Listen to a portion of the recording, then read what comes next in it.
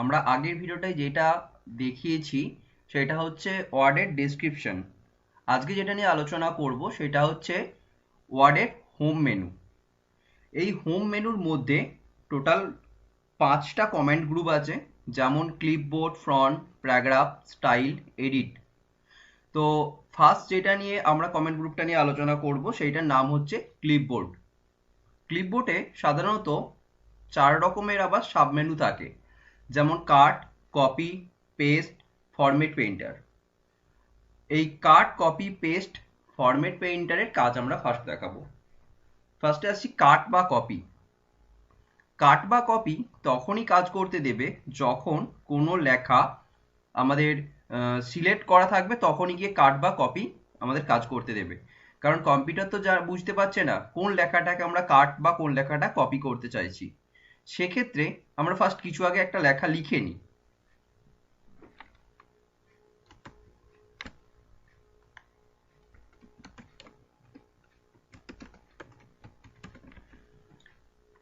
ধরুন এখন মনে হলো এই যে কম্পিউটার লেখাটা আছে, গাইড, কম্পিউটার গাইড। তো আমরা কম্পিউটার লেখাটাকে চাইছি গাইডটার পরে নিয়ে আসতে। সেক্ষেত্রে যখন আমরা চাইছি যে কম্পিউটার লেখাটা গাইডের পরে থাকুক, সেক্ষেত্রে আমরা কাট করে নেব কম্পিউটার লেখাটাকে। তো কাট করার আগে সবার ফার্স্ট লেখাটা সিলেক্ট করে নিতে হবে, কারণ দেখুন কাট অপশনটা কিন্তু আবছা হয়ে রয়েছে। যখন আমরা কম্পিউটার লেখাটা সিলেক্ট করে নেব, তখন কাট বা কপি দুটো লেখাই পরিষ্কার হয়ে গেছে। এক্ষেত্রে কম্পিউটার বুঝতে পারছে যে আমরা কম্পিউটার লেখাটা কাট করতে চাইছি।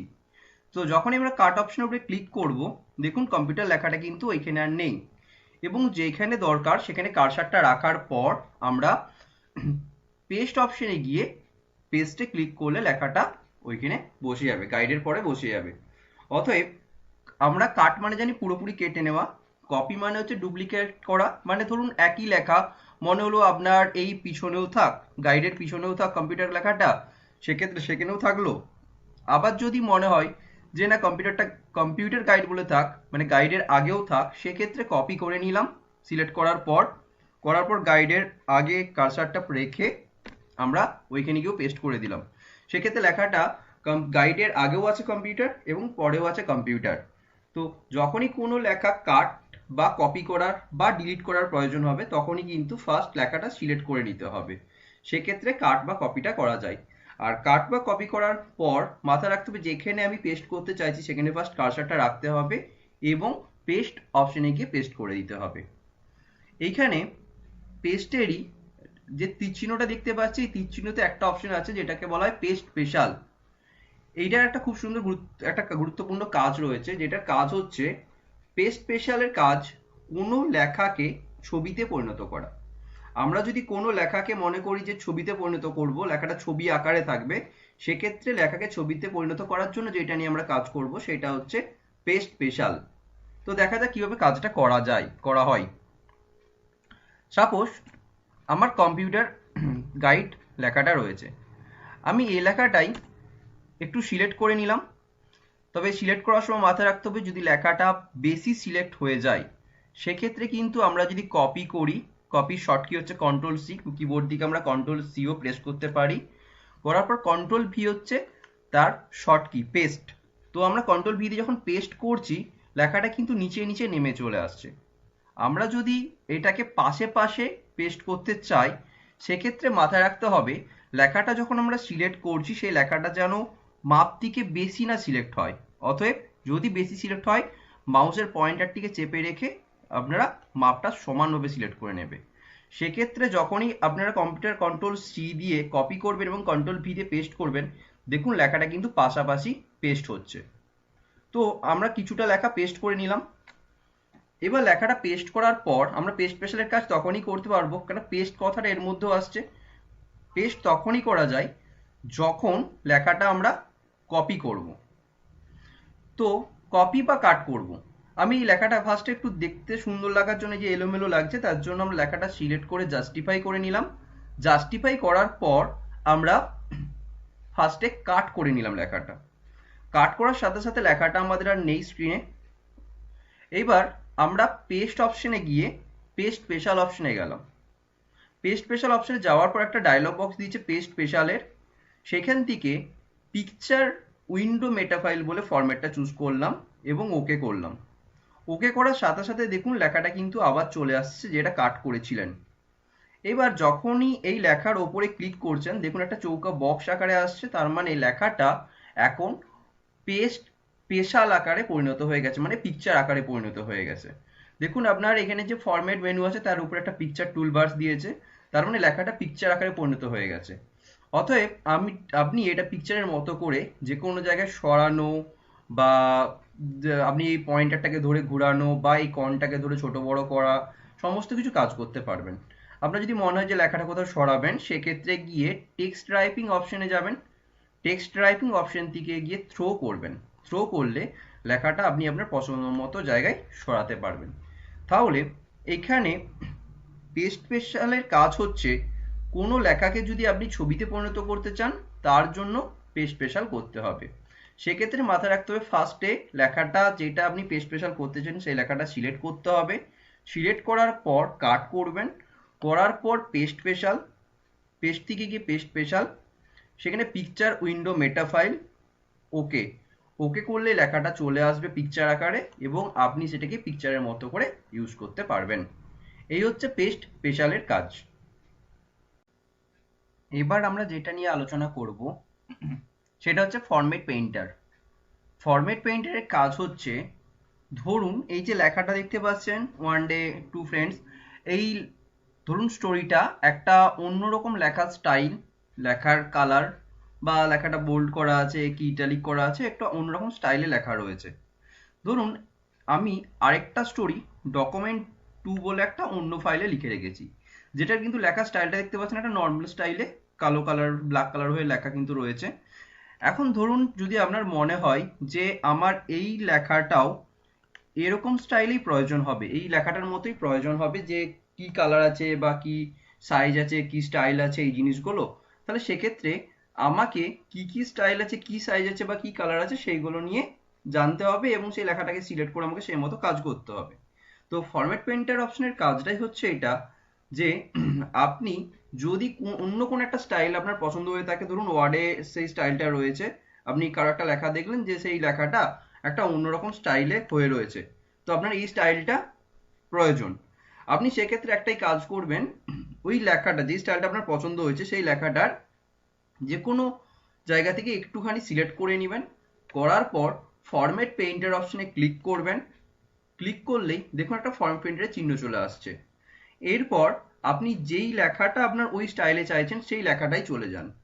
যাওয়ার পর যখনই আপনি যতটুকুন প্রয়োজন ততটুকুন লেখাটা যখন সিলেক্ট করে দেবেন, ধরুন আমি পুরোটা না করে এইটুকুনটা করছি, যতটুকুনটা প্রয়োজন যখনই সিলেক্ট করে আপনি ক্লিকটা ছেড়ে দেবেন দেখুন লেখাটা কিন্তু আলাদা, এবং সেটা কিন্তু সেই আগের লেখার মতো লেখার স্টাইল, লেখার সাইজ বা বোল্ড কি ইটালিক যা যা আছে লেখার যে ফরম্যাটটা, সেই লেখার ফরম্যাটটা কিন্তু সেম টাইপের হয়ে যাবে।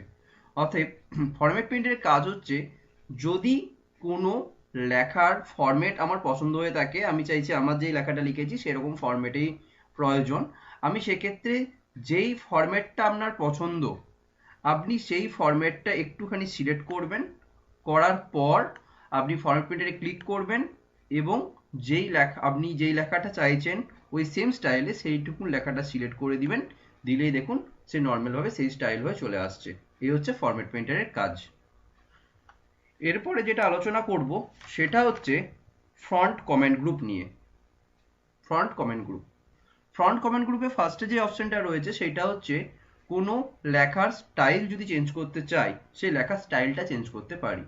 লেখার স্টাইল চেঞ্জ করুক বা বোল্ড করুন বা ইটালিক করুন যাই করুন না কারণ মাথায় রাখতে হবে কিন্তু আপনাকে লেখাটা সিলেক্ট করতে হবে, কারণ সিলেক্ট না করলে কিন্তু আপনার পুরো প্যারাগ্রাফটা জুড়ে কাজ হতে পারে, পার্টিকুলার লেখাটা কিন্তু কাজ হবে না।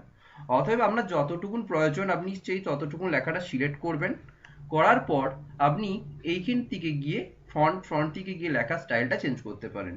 আপনি ক্লিক করুন তীর চিহ্নে, ক্লিক করার পর দেখুন যখনই কার্সারটা নিয়ে যাচ্ছেন আপনি মাউসের পয়েন্টারটা নিয়ে যাচ্ছেন, পয়েন্টারটা নিয়ে গেলে দেখুন লেখার স্টাইলগুলো কিন্তু আপনাকে পাশের দিকে চেঞ্জ করে দেখিয়ে দিচ্ছে যে কিরকম টাইপের লেখাটা আসবে। তো আপনার কম্পিউটারে প্রচুর রকম স্টাইল আছে, আপনার যে স্টাইলটা পছন্দ আপনি এখান থেকে সেই স্টাইলটাই চুজ করতে পারেন। সঙ্গে রয়েছে লেখার সাইজ, দেখতে পাচ্ছেন 8.5 লেখার সাইজটা রয়েছে। আপনি যদি চান যে লেখা সাইজটা বড় করতে হবে, সেক্ষেত্রে তীর চিহ্নে ক্লিক করার পর লেখার সাইজটা আপনার পছন্দ মতো করে বড় করতে পারেন। যেমন আপনার এখন বর্তমানে রয়েছে 8, আপনি যখনই কিন্তু এই যে লেখাটা সিলেক্ট করা আছে তার জন্য দেখুন কিন্তু লেখাটা আপনি যখন সাইজটা বড় করছি, জাস্ট নিয়ে যাচ্ছি, তখনই কিন্তু আমাকে ডেমো দেখিয়ে দিচ্ছে যে লেখার সাইজটা কতটা হবে। অর্থাৎ সেক্ষেত্রে আপনার লেখাটা সিলেক্ট করার পর লেখার সাইজে যাবেন এবং যতটা প্রয়োজন আপনার সেইটা প্রয়োজন হয়ে গেলে ওকে করে দিবেন, ক্লিক করে দিবেন, দিলেই কিন্তু লেখাটা সেই সাইজে চলে আসবে। এছাড়াও পাশে দেখুন বড় সাইজের বড় লেটারের ক্যাপিটাল লেটারের বড় সাইজের ক্যাপিটাল লেটারের ছোট সাইজের দুটো জিনিস দেখতে পাচ্ছেন। এখান থেকেও লেখাটা আপনি বড় বা ছোট করতে পারবেন। সেক্ষেত্রেও লেখাটা সিলেক্ট করতে হবে যতটুকুন দরকার। সিলেক্ট করার পর বড় এতে ক্লিক করে দেখুন লেখার সাইজটা বড় হচ্ছে এবং ছোট এতে ক্লিক করে লেখার সাইজটা কিন্তু ছোট হচ্ছে। অতএব আপনি এখান থেকেও লেখার সাইজ বড় ছোট করতে পারেন। তারই সঙ্গে রয়েছে বোল্ড। বোল্ড মানে লেখাটা মোটা করা। আপনার যতটুকুন প্রয়োজন ততটুকুন সিলেক্ট করবেন। সিলেক্ট করার পর যদি বোল্ড অপশনে ক্লিক করেন, দেখুন লেখাটা কিন্তু বোল্ড হলো। অন্যগুলোর তুলনায় কিন্তু লেখাটা একটু মোটা হয়ে রয়েছে। এছাড়া আপনি যদি লেখাটাকে হেলাতে চান, মানে ইটালিক করতে চান, সেক্ষেত্রে ইটালিক করতে পারেন। ইটালিক করে লেখাটা কিন্তু অন্য লেখাগুলোর তুলনায় একটু হেলে রয়েছে। অতএব যতটুকুনি কাজ করবেন মাথায় রাখতে হবে ততটুকুনি সিলেক্ট করতে হবে।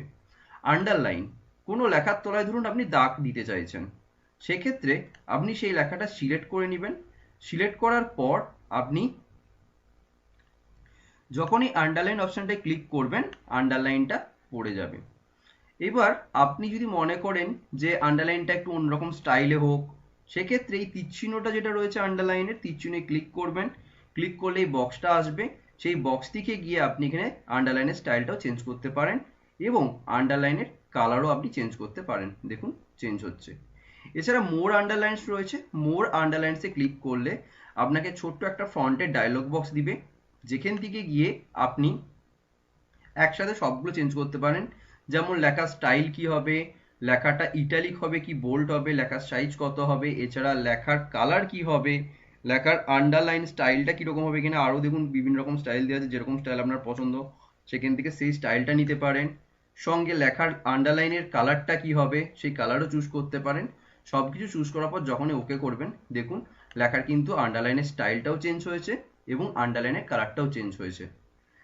এরই সঙ্গে কোনো কারণে ধরুন বিফোর বানানটা ভুল রয়েছে, আপনি বোঝাতে চাইছেন যে এই লেখাটা ভুল রয়েছে, সেক্ষেত্রে আপনি একটা কাজ করতে পারেন। লেখাটা সিলেক্ট করার পর এখানে স্টিক থ্রো বলে একটা অপশন আছে, স্টিক থ্রোতে গিয়ে যখনই ক্লিক করবেন, দেখুন লেখাটা একটা মাঝ বরাবর কাটা চিহ্ন পড়ে গেছে, যেটা দেখে অনেকেই বুঝতে পারবে যে লেখাটা ভুল।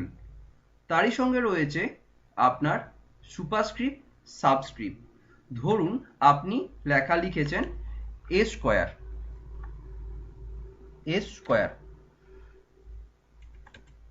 বা H2SO4 বা লিখেছেন এ স্কোয়ার। ধরুন আদৌ এটা H2SO4 বা এ স্কোয়ার হয়নি, সেক্ষেত্রে আপনি যদি এটাকে মনে করেন যে এই সাধারণত 2 আর 4 মানে H2টা নিচে হয় আর 4টাও নিচে হয়, সেক্ষেত্রে 2টা সিলেক্ট করবেন। সিলেক্ট করার পর এখানে সাবস্ক্রিপ্ট অপশন আছে। সাবস্ক্রিপ্ট দেখুন ছবি দেখে বুঝতেই পারছেন যে লেখাটা নিচের দিকে নামবে, সেখানে সাবস্ক্রিপ্ট অপশনে যখনই ক্লিক করে দিচ্ছেন লেখাটা দেখুন নিচের দিকে নেমে যাচ্ছে। অতএব যেই লেখাটা নিচের দিকে হবে আপনি সাবস্ক্রিপ্ট অপশন থেকে গিয়ে লেখাটাকে নিচের দিকে নামাতে পারেন। আর যদি সুপারস্ক্রিপ্টের প্রয়োজন মানে এ স্কোয়ার ওপরে হবে দুইটা, সেক্ষেত্রে দুইটাই সিলেক্ট করবেন। সিলেক্ট করার পর সুপারস্ক্রিপ্টে গিয়ে সুপারস্ক্রিপ্ট করে দিবেন, সেক্ষেত্রে লেখাটা ওপরের দিকে হয়ে যাবে। আচ্ছা, এইখানে যেখানে লেখার স্টাইলগুলো বড় বা ছোট করেছেন, লেখার সাইজগুলো বড় বা ছোট করেছিলাম, তার পাশে অপশন আছে ক্লিয়ার ফরম্যাটিং। ক্লিয়ার ফরম্যাটিং থেকে লেখার ফরম্যাটটা আমি ক্লিয়ার করতে পারি, নর্মাল করতে পারি। ধরুন এই লেখাটা বিভিন্ন রকম স্টাইল, সাইজ, কালার বিভিন্ন রকম কিছু দেওয়া রয়েছে, আমার মনে হলো যে না নর্মাল লেখাতে আসুক, সেক্ষেত্রে লেখাটা সিলেক্ট করবেন। সিলেক্ট করার পর ক্লিয়ার ফরম্যাটে যখনই ক্লিক করবেন, দেখুন লেখাটা কিন্তু আগের মতো নর্মাল স্টাইলে চলে আসছে। এবার যে অপশনটা আছে সেটার নাম হচ্ছে চেঞ্জ কেস। চেঞ্জ কেসের কাজ হচ্ছে ধরুন লেখাটা আপনার ফার্স্ট অক্ষর বড়, বাকিগুলো সবই ছোট হাতের হয়ে গেছে, মানে প্যারাগ্রাফ আকারে কাজ হয়েছে। এখন যদি মনে হয় যে না আমার পুরো লেখাটাই বড় হাতের হবে ক্যাপিটাল ওয়ার্ডে বা স্মল লেটারে হবে, বা আপনার প্রতিটার টাইটেল কেস প্রতিটার ফার্স্ট অক্ষর বড় হাতে হবে, ধরুন ওয়ানের ও, রাইটের বি, এইরকম যদি ফার্স্ট অক্ষরগুলো বড় হাতে চান তাহলে সেক্ষেত্রে চেঞ্জ কেসের কাজ করতে হবে। আমার ধরুন লেখাটা মনে হলো যে বড় হাতের প্রয়োজন সবগুলোই, তাহলে আমি সেক্ষেত্রে যতটা দরকার ততটুকু লেখা সিলেক্ট করলাম। সিলেক্ট করার পর আমি চেঞ্জ কেস অপশনে গেলাম। আমাকে 5 রকম কেস দিয়েছে: sentence case, lower case, upper case, capital ইউআর, টুগুল কেস। আমি যখনই এখানে আপার কেসে ক্লিক করলাম দেখুন লেখাটা কিন্তু সবগুলো বড় হাতের হয়ে গেল। আবার যদি ছোট হাতের প্রয়োজন হয় সেক্ষেত্রে এখানে ক্লিক করার পর আপনি লোয়ার কেস করতে পারেন, সবগুলো কিন্তু ছোট হাতের হয়ে গেছে। আবার যদি মনে হয় যে ফার্স্ট অক্ষরগুলো বড় হাতের হবে সেক্ষেত্রে চেঞ্জ কেস অপশনে যাওয়ার পর আপনাকে করতে হবে ক্যাপিটাল ইচ ওয়ার্ড। সেখানে ক্লিক করার পরেও দেখুন প্রতিটা ফার্স্ট অক্ষর কিন্তু বড় হাতের হয়ে গেছে। আবার টুগুল কেস রয়েছে যেটা সাধারণত আমাদের এখানে ইউজ করা হয় না, যদি কোথাও প্রয়োজন পড়ে ক্লিক করা আপনি চেঞ্জ কেসে যাবেন, সেখান থেকে টুগুল কেস ক্লিক করতে পারেন, যেখানে ফার্স্ট অক্ষরটা হবে ছোট হাতের, বাকিগুলো বড় হাতের। অতএব যদি কখনো আপনার লেখা লেখার পর যদি মনে হয় লেখাটার ফার্স্ট অক্ষর বড় হাতের হবে বা সবগুলো বড় হাতের হবে বা সবগুলো ছোট হাতের হবে, তখন চেঞ্জ কেস অপশন থেকে গিয়ে আপার কেস বা লোয়ার কেস করে আপনি লেখার বড় হাতের বা ছোট হাতের এই জিনিসগুলো চেঞ্জ করতে পারেন। এই হচ্ছে চেঞ্জ কেসের কাজ। এর সঙ্গে রয়েছে হাইলাইট কালার। কোনো লেখাকে যদি কারো চোখে লাগাতে চান সেক্ষেত্রে আপনি হাইলাইট কালারটা ইউজ করতে পারেন। ধরুন বিফোর বানানটা আমি তখন ভুল লিখেছিলাম বলে কেটে রেখেছি, এটা আমি চাইছি কারো চোখে লাগুক। সেক্ষেত্রে আমি এইটুকুন লেখাটা যতটুকুন দরকার ততটুকুনি সিলেক্ট করবেন। সিলেক্ট করার পর আমি হাইলাইট কালারে গেলাম, এখানে তীর চিহ্ন দিয়েছে, ড্রপ ডাউন চিহ্ন, তীর চিহ্ন ক্লিক করার পর যেই কালারটাই নিয়ে যাবেন দেখুন আপনাকে কিন্তু চেঞ্জ করে দেখাচ্ছে যে লেখাটার হাইলাইট কালার কি হবে। আপনার যেটা প্রয়োজন সেইটাতে ক্লিক করবেন, করলেই লেখাটা দেখুন একটা হাইলাইট কালার হয়ে গেল। এছাড়া যদি লেখার কালার চেঞ্জ করতে চান সেক্ষেত্রে যতটুকু লেখা দরকার ততটুকু লেখা সিলেক্ট করবেন। করার পর ফন্ট কালার, এই লেখার ফন্ট কালার তীর চিহ্নে ক্লিক করবেন। বিভিন্ন রকম কালার দিয়েছে, এখান থেকে গিয়ে আপনি আপনার পছন্দ মতো করে কালার চেঞ্জ করতে পারেন। এই কালারগুলো ছাড়াও যদি আপনি আপনার মতো করে আরো অন্য কোনো কালার চান তাহলে সেক্ষেত্রে তীর চিহ্নে ক্লিক করার পর মোর কালার্স অপশন আছে, সেই মোর কালার্সে যাওয়ার পর আপনি এখান থেকে স্ট্যান্ডার্ডে গিয়ে আপনার এখানে আরো অনেক কালার রয়েছে সেখানে কালার চুজ করতে পারেন। এছাড়া কাস্টম অপশনে গিয়ে আপনি আপনার কালার যে কোনো নিজের মতো করে মডিফাই করতে পারেন। করার পর ওকে করবেন, করলেই কালারটা কিন্তু চেঞ্জ হয়ে যাবে লেখার কালার। এই হচ্ছে হোম মেনুর ফন্ট কমেন্ট গ্রুপের কাজ।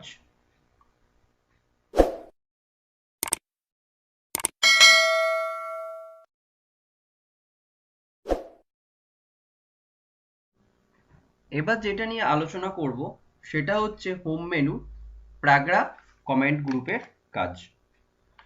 প্যারাগ্রাফ কমেন্ট গ্রুপের ফার্স্টে যে অপশনটা রয়েছে সেইখানে দেখুন এখানে 4টে অপশন রয়েছে, যেটাকে বলা হয় এক কথা অ্যালাইনমেন্টের কাজ। এখানে 4 রকম অ্যালাইনমেন্ট রয়েছে, যেমন left side, centre side, right side, justify. এগুলোর কাজ হচ্ছে লেখার যে সাইডগুলো মেনটেন রয়েছে, কোথাও দেখুন লেফট সাইডটা সমান রয়েছে, রাইট সাইডটা এলোমেলো রয়েছে, তো এই যে কাজগুলো এলোমেলোগুলো রয়েছে এগুলোকে ঠিক করা যেতে পারে কোন দিক থেকে সমান হবে। তো সেক্ষেত্রেও প্যারাগ্রাফটা সিলেক্ট করার প্রয়োজন, লেখাগুলো সিলেক্ট করার প্রয়োজন হয়। সিলেক্ট করলাম, করার পর দেখুন এখন যেটা চুজ করা আছে সেটা হচ্ছে লেফট সাইড, যেই জন্য লেখার লেফট সাইডটা কিন্তু সমান রয়েছে এবং রাইট সাইডটা কিন্তু এলোমেলো রয়েছে। আমরা যদি সেন্টার সাইড করি সেক্ষেত্রে লেখাটা মাঝখান থেকে দুপাশে সমান হবে। আর রাইট সাইড করলে দেখুন রাইট সাইডটা কিন্তু সমান হয়েছে, লেফট সাইডটা কিন্তু আবার এলোমেলো হয়ে গেছে। আর বইয়ের ক্ষেত্রে যে পাশে যেটা লেখা থাকে বেসিক্যালি দুপাশটাই সমান থাকে সেইটাকে বলা হচ্ছে জাস্টিফাই। অর্থাৎ জাস্টিফাই করে দিলে লেখাটার দুপাশটাই কিন্তু সমান হয়ে যাবে। অতএব যদি কখনো লেখা লিখেন, লেখা লেখার পর যদি মনে হয় লেখাটা লেফট সাইডে বা রাইট সাইডে বা দুপাশটাই সমান হবে সেক্ষেত্রে আপনারা অ্যালাইনমেন্টের কাজটা করতে পারেন, সেটা লেফট হোক, রাইট হোক, সেন্টার হোক বা জাস্টিফাই হোক। এরপরে যেটা রয়েছে সেটা হচ্ছে লাইন স্পেসিং। একটা লাইন থেকে একটা লাইনের দূরত্ব কত হবে।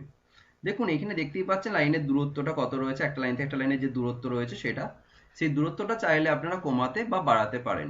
সেই লাইন স্পেসিং অপশনে ক্লিক করবেন, করলেই দেখুন এখানে এখন বর্তমানে যেটা অন হয়ে রয়েছে, টিক চিহ্ন হয়ে আছে, সেটা হচ্ছে 1.0। আপনারা চাইলে সেটাকে 1.15 বা 1.5 বা 2.0 এইগুলো চেঞ্জ করতে পারেন। চেঞ্জ করে লেখার গ্যাপিংটা বাড়াতে পারেন, লাইনের যে গ্যাপিংটা রয়েছে সেই গ্যাপিংটা বাড়াতে পারেন। ধরুন আমি 2.0 করলাম দেখাবার জন্য।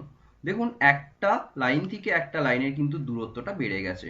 অতএব আপনি যদি লাইনের দূরত্ব বাড়াতে বা কমাতে চান, সেক্ষেত্রে ওই লাইন স্পেসিং অপশন থেকে গিয়ে ক্লিক করে আপনার যতটা দূরত্ব লাগবে সেই মতো ক্লিক করে আপনি আপনার মতো করে সেট করে নেবেন।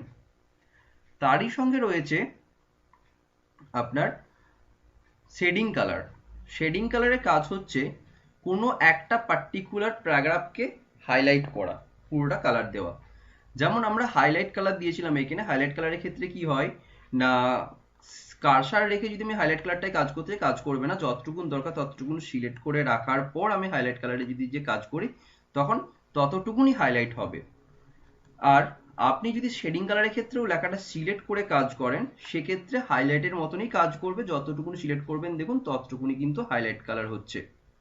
আর যদি সিলেক্ট না করেন, কোনো একটা প্যারাগ্রাফে ধরুন কার্সার রেখেছেন, এটা একটা প্যারাগ্রাফ, কার্সার রেখেছেন, কার্সার রাখার পর আপনি যদি শেডিং কালারে যান, যে কালার দেন, তাহলে দেখুন পুরো প্যারাগ্রাফটা জুড়ে একটা কালার হচ্ছে।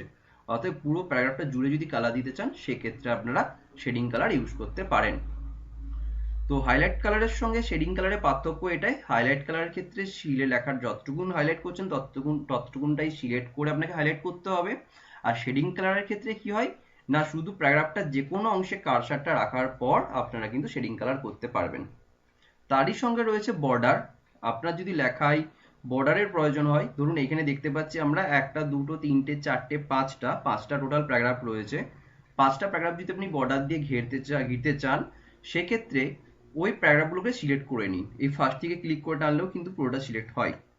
করার পর বর্ডার অপশনে গিয়ে ক্লিক করবেন, করলে দেখুন bottom border, top border, left border, right border, all border, এরকম আউটসাইড বর্ডার, প্রচুর বর্ডার অপশন দিয়েছে। আমি এখান থেকে সাপোজ আউটসাইড বর্ডার করলাম, সেক্ষেত্রে দেখুন পুরো প্যারাগ্রাফটার বাইরের সাইডটা কিন্তু বর্ডার নিয়েছে।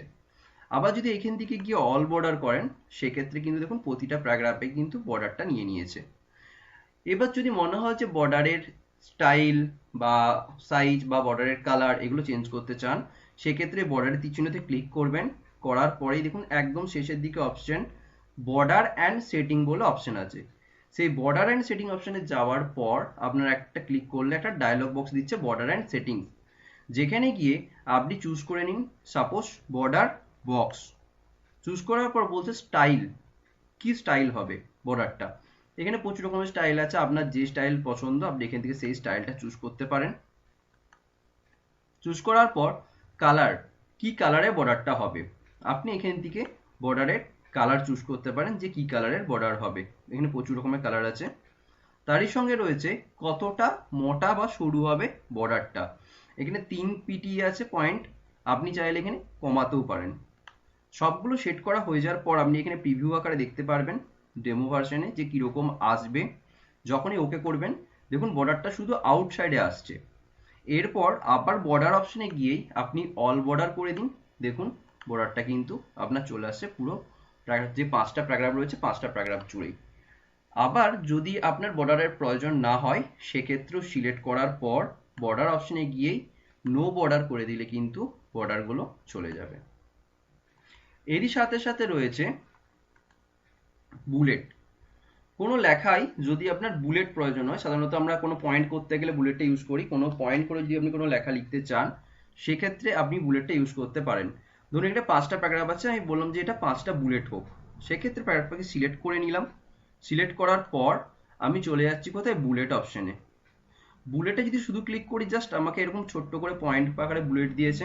এই পয়েন্টগুলো যদি চেঞ্জ করতে চান, সেক্ষেত্রে ওই বুলেটের তীর চিহ্নটায় ক্লিক করুন। তীর চিহ্নে ক্লিক করার পর দেখুন এখানে কিছু অপশন দিয়েছে যে বুলেটের স্টাইলটা কিরকম হবে। এছাড়া আপনি যদি মনে করেন যে এটা আপনার মনের মতো করে কিছু স্টাইল চুজ করবেন, তাহলে নিচের দিকে দেখুন ডিফাইন্ড নিউ বুলেট বলে কিন্তু অপশন দিয়েছে। ডিফাইন নিউ বুলেটে ক্লিক করলে আপনার ডিফাইন নিউ বুলেট একটা ডায়লগ বক্স দিবে, যেখানে সিম্বল বলে অপশন আছে, সিম্বলসে যাবেন।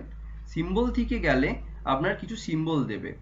এই সিম্বল ফন্টে যে সিম্বল অপশনটা আছে এই তীরচিহ্নে ক্লিক করার পর সেটা একদম নিচের দিকে নিয়ে চলে আসুন আপনার পয়েন্টার কার্সার স্ক্রল বারটাকে নিয়ে আসার পর এখানে উইন্ডিংস বলে অপশন আছে বা উইন্ডিংস 2 উইন্ডিংস 3 আছে, এখান থেকে যাবতীয় সিম্বলগুলো পেয়ে যাবেন। আমি সাপোজ উইন্ডিংস 2টাকে নিলাম। নেওয়ার পর দেখুন এখানে আরো বিভিন্ন রকম আপনাকে কিন্তু সিম্বল দিয়েছে যেটা বুলেট আকারে ইউজ করতে পারেন। তো আমি এখান থেকে যেইটা প্রয়োজন হবে পছন্দ হবে এখান থেকে সেইটাকে চুজ করে আমি বুলেট আকারে ইউজ করতে পারি। সাপোজ আমি এখান থেকে একটা স্টার নিয়ে নিলাম যে এই স্টারটা বুলেট আকারে ইউজ করব। চুজ করার পর যখনই ওকে করলাম, দিয়ে এইখানে ওকে করলাম, দেখুন এখন কিন্তু বুলেটের পয়েন্টগুলো কিন্তু চেঞ্জ হয়ে গেছে, স্টাইলগুলো কিন্তু চেঞ্জ হয়ে গেছে। যদি বুলেটটা না প্রয়োজন হয় সেক্ষেত্রে আপনারা বন্ধ পুরোটা সিলেক্ট করার পর যেখানে বুলেট অন করেছিলেন তীর চিহ্নটায় ক্লিক করুন, সেখানেই দেখুন নান বলে অপশন আছে, নান করে দিতে পারেন। একই রকম ভাবে বুলেটের জায়গায় যদি আপনার নাম্বার প্রয়োজন হয় তাহলে নাম্বারে যান, তীর চিহ্নে ক্লিক করুন, নাম্বারের অপশন দিয়েছে যে সেটা 1 2 3 হবে ব্র্যাকেটের, বা এবিসি হবে, বা রোমান হরফের 1 2 3 হবে, যেরকম দরকার আপনি সেই মতো করেও চুজ করে নাম্বার নিতে পারেন। বা নাম্বার যদি নাও প্রয়োজন হয় সেক্ষেত্রে সিলেক্ট করার পর আপনারা তীর চিহ্নে ক্লিক করে আবার নান অপশন আছে, নানও করতে পারেন। এরই সঙ্গে রয়েছে মাল্টিপল লেভেল লিস্ট। মাল্টিপল ভাবে নাম্বার ইউজ করা যেতে পারে। মাল্টিপল ভাবে নাম্বার বলতে কিরকম না, যখন আমরা কোনো কোয়েশ্চেন তৈরি করি সেখানে ভাগ থাকে একের দাগের এর, বা এরকম ভাবে ভাগগুলো যখন থাকে একের দাগের এর একের দাগ, বা একের দাগের বি, একের দাগের সি, সেক্ষেত্রে আমরা এই মাল্টিপল লেভেল নাম্বার ইউজ করব। সেখানে আমি তীর চিহ্নে ক্লিক করলাম, করার সাথে সাথে আমাকে অপশন দিয়েছে কিরকম ভাবে আসবে, যেমন এখানে দিয়েছে ডেমো ভার্সন একের এর রোমান হরফের 1, এরকম প্রচুর রকমের অপশন আছে। যেরকম অপশন আপনার প্রয়োজন হবে আপনি এখান থেকে সেই মতো করে অপশন নিয়ে কাজ করতে পারেন। আমি সাপোজ সিম্পল অপশনটা নিয়ে কাজ করছি, একের এর একের দাগ। ক্লিক করার সাথে সাথে একটা দাগ দিয়েছে। সাপোজ ধরুন আমি এখানে জায়গা লিখছি পশ্চিম মেদিনীপুর, যখন এন্টার দিচ্ছে আমাকে 2 এর দাগ দিয়েছে, আমি এখানে লিখে দিলাম পূর্ব মেদিনীপুর।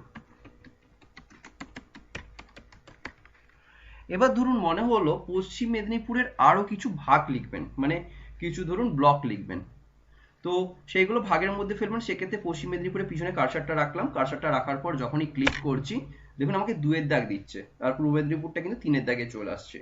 অতএব সেক্ষেত্রে আপনি যদি একটা ট্যাব ইউজ করেন কিবোর্ড দিকে, সেখানে দেখুন দাগ নাম্বারটা চেঞ্জ হয়ে এ এর দাগ চলে আসছে। আপনি সেখানে কিন্তু লিখতেই পারেন সাপোজ ঘাটাল, এন্টার দিলে বি এর দাগ আসবে, দাসপুর, চন্দ্রকোনা।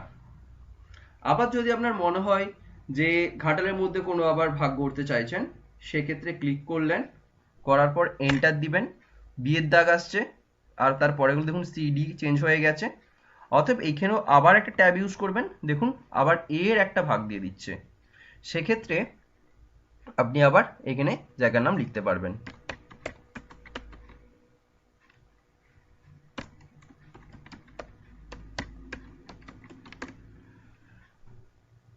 এবার ধরুন আপনার 2 এর দাগ রয়েছে, আপনার এইভাবে কাজগুলো করতে হবে। এন্টার দিবেন, 3 এর দাগ দেবে, আপনার যা প্রয়োজন আপনি এখানে লিখতে পারেন। যখন এন্টার দিচ্ছেন 4 এর দাগ দিচ্ছে, আপনি যদি তার ভাগ চান একটা ট্যাব ইউজ করবেন, যেটা প্রয়োজন আপনি লিখতে পারেন। এন্টার দিলে বি এর দাগ দিবে, ট্যাব ইউজ করলে আপনাকে আবার কিন্তু তার এর ভিতরের দাগ দেবে। আপনি যদি প্রয়োজন করেন যে না 4 এর দাগ প্রয়োজন হয়, তাহলে ট্যাব দেওয়ার পর ভিতরে যাওয়ার পর আপনি ব্যাক পেজ ইউজ করবেন, তাহলে আবার 4 এর দাগ চলে আসবে এবং আপনি অন্য কোনো জায়গার নামও লিখতে পারবেন। অতএব এই হচ্ছে মাল্টিপল লেভেলের নাম্বারের কাজ। আপনি যখনই কোনো ভাগ করে লেখাগুলো লিখতে চাইবেন সেক্ষেত্রে আপনাকে এই মাল্টিপল নাম্বারটা চুজ করে কাজ করতে হবে, এবং ট্যাবের সাহায্যে এই নাম্বারগুলো চেঞ্জ করা যায়। কিবোর্ড থেকে ট্যাব ইউজ করে নাম্বারগুলো চেঞ্জ করতে পারবেন। আমার প্রয়োজন নেই, লেখাগুলো সিলেক্ট করতে পারি, করার পর মাল্টিপল লেভেল নাম্বার থেকে গিয়ে নান অপশন আছে, নান করে দিতে পারি, সেক্ষেত্রে নাম্বারগুলো বন্ধ হয়ে যাবে। এই হচ্ছে আমার মাল্টিপল লেভেল নাম্বারের কাজ। এরপরে যেটা আছে সেটা হচ্ছে কি ইনডেন্ট। ইনডেন্টের কাজ হচ্ছে এখানে দু রকম ইনডেন্ট আছে, ঠিক আছে, দু রকম ইনডেন্ট রয়েছে। যে ইন্ডেন্টগুলোর মধ্যে পড়ছে ডিক্রেস ইন্ডেন্ট আর ইনক্রেস ইন্ডেন্ট, দুটোর মধ্যে পার্থক্য কি রয়েছে কাজগুলোর মধ্যে? ধরুন আপনি যখন লেখাটা লিখছেন দেখতেই পাচ্ছেন এখানে রুলারে যে লেফট সাইডে কোথা থেকে লেখাটা স্টার্ট হবে এবং রাইট সাইডে কোথায় লেখাটা শেষ হবে সেই মাপটা কিন্তু দিয়ে দিয়েছে। আপনার যদি পার্টিকুলার কোনো একটা প্যারাগ্রাফ মনে হয় যে ওই লাইনটা ছেড়েও আর একটু ভিতর দিকে হোক, একটা প্যারাগ্রাফ বা দুটো প্যারাগ্রাফ, সেক্ষেত্রে জাস্ট আপনি কার্সার রেখে যখনই আমি লেফট সাইডে সরাতে পারি, নিশ্চয়ই লেফট সাইডে আর সরবে না কারণ আপনার দাগের বাইরে নিশ্চয়ই যাবে না যতটা বেঁধে দিয়েছেন আপনি। আপনি যদি রাইট সাইডে সরাতে চান সেক্ষেত্রে সরাতে পারেন, দেখুন লেখাটা কিন্তু রাইট সাইডে সরে চলে যাচ্ছে। অতএব কোনো একটা ধরুন আপনি একটা লেখা লিখেছেন অনেক লাইন জুড়ে, অনেক প্যারাগ্রাফ জুড়ে, আপনার একটা প্যারাগ্রাফ মনে হলো যে একটু ভিতর দিকে হয়ে লেখাটা হলে ভালো হয়, সেক্ষেত্রে আপনি কিন্তু এই ইন্ডেন্টের কাজটা ব্যবহার করতে পারেন। এছাড়া এ টু জেড আছে, এটা সাধারণত টেবিলের ক্ষেত্রে কাজে লাগে। যখন আমি ইনসার্ট মেনুতে টেবিলটা নিয়ে কাজ দেখাবো তখন আপনি বুঝে যাবেন এ টু জেড এর কাজটা কি রয়েছে।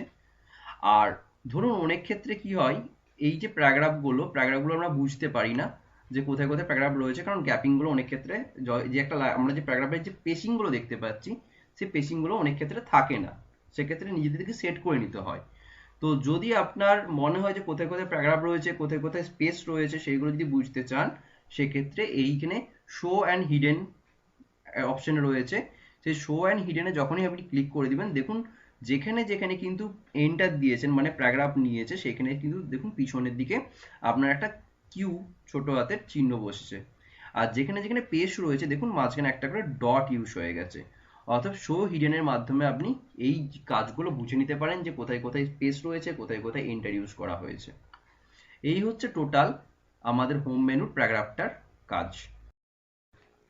এরপর যে মেনুটা নিয়ে আলোচনা করব সেটা হচ্ছে হোম মেনুর style comment group. Style comment গ্রুপে যেটা রয়েছে সাধারণত এখানে লেখাগুলো চুজ করা রয়েছে, আগে থেকে ওদের কিছু স্টাইল আগে থেকে রেডি করা রয়েছে। যেমন ধরুন এইটা আমি আমার পছন্দ মতো করে লেখা স্টাইল, সাইজ, কালার এই সমস্তগুলো বোল্ড হবে কি ইটালিক হবে সেগুলো চুজ করেছি। এখানে ওদের মতো কিছু স্টাইল আগে থেকে রেডি করা আছে, সেক্ষেত্রে আমি লেখাটা যেটা দরকার ওদের মতো স্টাইলে করতে চাইছি সেইটুকুনটা সিলেক্ট করব। করার পর স্টাইল অপশনে যখনই নিয়ে যাচ্ছি দেখুন নর্মাল স্টাইল, নো স্পেস, কোনো স্পেসিং থাকছে না। এছাড়া লেখাটা অন্য কোনো একটা হেডিং 1, হেডিং 2, টাইটেল আকারে যে লেখাটা হয়, সাব টাইটেল আকারে লেখা কি হলে কিরকম হয়।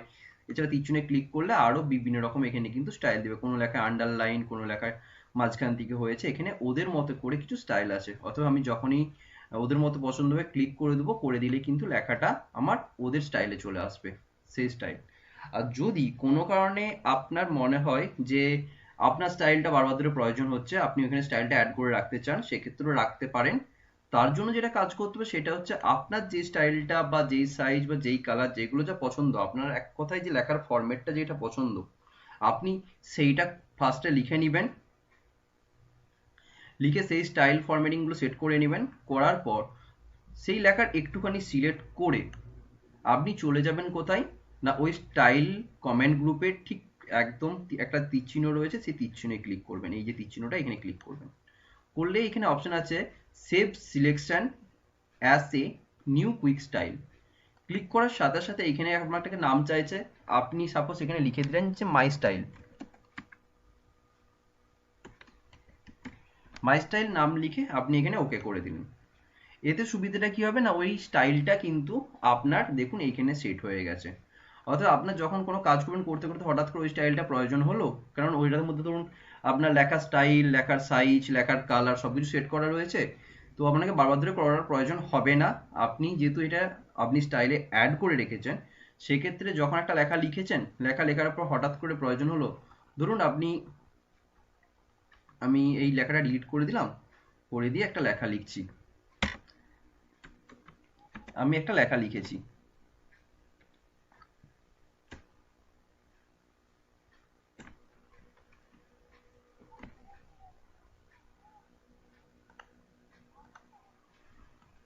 ক্লিয়ার ফরম্যাটিং করে দিলাম, লেখাটা লিখেছি। লেখাটা লেখার পর এখন মনে হলো যে লেখাটা আমার স্টাইলে আসুক, সেক্ষেত্রে আমি কি করব না, সেক্ষেত্রে যেটা কাজ করব সেই লেখাটাকে সিলেক্ট করে নিলাম। সিলেক্ট করার পর চলে যাচ্ছি মাই স্টাইল অপশনে, দিয়ে যখনই ক্লিক করে দিলাম দেখুন লেখাটা কিন্তু আমার যে লেখার স্টাইলটা চুজ করা ছিল সেই স্টাইলে কিন্তু চলে আসলো। অতএব স্টাইল থেকে গিয়ে আমি মাইক্রোসফট যেভাবে স্টাইলগুলো রেডি করে রেখেছে সেই স্টাইলগুলো কিনেও কাজ করতে পারি, অথবা আমি আমার স্টাইলকেও কিন্তু অ্যাড করে রাখতে পারি। সেক্ষেত্রে আরেকবারটি বলছি, ফার্স্ট যেই লেখাটা আপনার স্টাইলটা ওখানে অ্যাড করতে চাইছেন সেই স্টাইলটাকে সিলেক্ট করতে হবে একটুখানি, করার পর তীর চিহ্নয় ক্লিক করবেন। তীর চিহ্নয় ক্লিক করার পর আপনি চলে যাবেন save selection as a new quick style, সেখানে ক্লিক করার পর একটা নাম দেবেন, নাম দিয়ে সেটাকে সেভ করে রেখে দিবেন। এছাড়া চেঞ্জ স্টাইল বলে রয়েছে, চেঞ্জ স্টাইলও একই কাজ করে, ওদেরই কিছু স্টাইল, মাইক্রোসফটের কিছু স্টাইল আগে থেকে রেডি করা হয়ে রয়েছে, সেখানে গিয়ে স্টাইল সেটে গিয়ে আপনি যখনই নিয়ে যাচ্ছেন দেখুন জাস্ট স্টাইলগুলো চেঞ্জ হচ্ছে ওদের মতো করে, অ্যালাইনমেন্ট কোনোটা চেঞ্জ হয়ে আসছে, কোনোটা সরে আসছে, কোনোটা ফার্স্ট লাইনটা ছেড়ে আসছে, সেই সমস্ত জিনিসগুলো কাজ করতে পারেন। এছাড়া ফাইন্ড, ফাইন্ড মানে খোঁজা, আমি যখনই ফাইন্ডে ক্লিক করব সেখানে আমাকে অপশন দিয়েছে ফাইন্ড, কি খুঁজতে চাইছি। সাপোজ আমি এখান থেকে লিখতে চাইছি আপ কোথায় কোথায় আছে, ধরুন আমি ফার্স্ট লিখলাম ইউপি। আপ, আপ লেখার পর কার্সরটা ফার্স্টে রেখে আমি যখনই ফাইন্ড নেক্সট করছি দেখুন যেখানে যেখানে আপ আছে আমাকে কিন্তু সেখানে সেখানে খুঁজে দিচ্ছে যে কোথায় কোথায় আপ রয়েছে। আমার যদি সাপোজ মনে হয় যে আপের পরিবর্তে আমার ডাউন দরকার, তাহলে সেক্ষেত্রে লেখাগুলো রিপ্লেসের প্রয়োজন হয়। লেখা রিপ্লেস করতে গেলে আমি এইটা রিপ্লেস এখান থেকে অন করতে পারি, বা যদি আপনি ফাইন্ড অন করেই থাকেন সেইখানে রিপ্লেস ট্যাবে চলে যাবেন। রিপ্লেস ট্যাবে গিয়ে বলছে ফাইন্ড হোয়াট, কি খুঁজতে চাইছেন, সেখানে আমি লেখাই আছে আপ, আপনার যেটা প্রয়োজন আপনি সেটা লিখবেন। লেখার পর রিপ্লেস উইথ আছে, সেখানে কি চাইছেন সেটা, সাপোজ ডাউন, ডাউন লিখে দিলাম। দেওয়ার পর আপনি এখান থেকে যখন রিপ্লেস অল বেছে বেছে চেঞ্জ করতে চাইলে ফাইন নেক্সট করে আপনি শুধু রিপ্লেস করতে পারেন, আর যদি সবগুলো চেঞ্জ করতে চান তাহলে রিপ্লেস অলে যখনই ক্লিক করবেন দেখুন যেখানে যেখানে কিন্তু আপগুলো ছিল সেখানেই কিন্তু আপনার ডাউন হয়ে গেছে, দেখতেই পাচ্ছেন যেখানে যেখানে আপ ছিল আপনার সেখানে সেখানে কিন্তু ডাউন হয়ে গেছে। অতএব এই হচ্ছে রিপ্লেসের কাজ। আর পুরো লেখাটা যদি আপনি সিলেক্ট করতে চান সেটা মাউসের সাহায্যে ক্লিক করেও সিলেক্ট করতে পারেন, অথবা কন্ট্রোল এ কিবোর্ডে শর্টকাটের মাধ্যমে সিলেক্ট করতে পারেন অল সিলেক্ট, আর নয়তো সিলেক্ট অপশন থেকে গিয়ে সিলেক্ট অলে ক্লিক করলে আপনার লেখাটা সিলেক্ট হয়ে যাবে। এবার আপনি এটাকে কাট, ডিলিট যা কিছু করতে পারেন। এই হচ্ছে টোটাল হোম মেনুর টোটাল 5টা কমেন্ট গ্রুপের কাজ: clipboard, front, paragraph, style, editing.